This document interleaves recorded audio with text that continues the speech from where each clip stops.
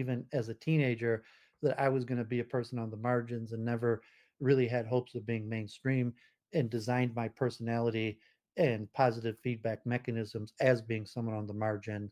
And maybe you also did that, although it didn't appear that King had that. Like, he thought he was mainstream, even though the evidence might be against that. And I'm not sure, the alt right or the people you follow, or even pornography or various things, like what people at a young age, determined that they were going to be an outsider, or what people kind of take delusions despite everything that they're doing, that think that they're basically normal.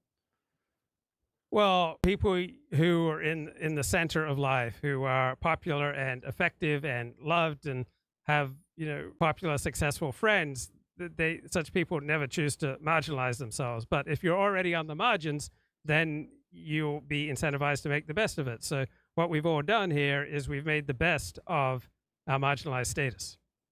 And just, you could close the chapter on this, just because I reminded myself right offhand why intelligent women become promiscuous, or maybe go into porn. And it probably starts with being smart enough to trick other people. So if you're a normal pretty girl in high school that's above average attractiveness and intelligence, and you think, like, I could cheat on my boyfriend and get away with it, because they realize that they're a little bit smarter than people. And eventually that comes back to bite them, and everybody figures it out, and then they get labeled as a slut.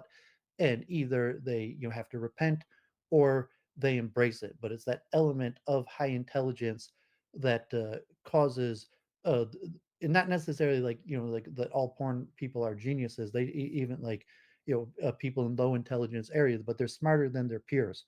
So even if you're an African American woman growing up in the hood, that the average slut is actually smarter than her peers, and that's what causes the descent into prostitution or promiscuity.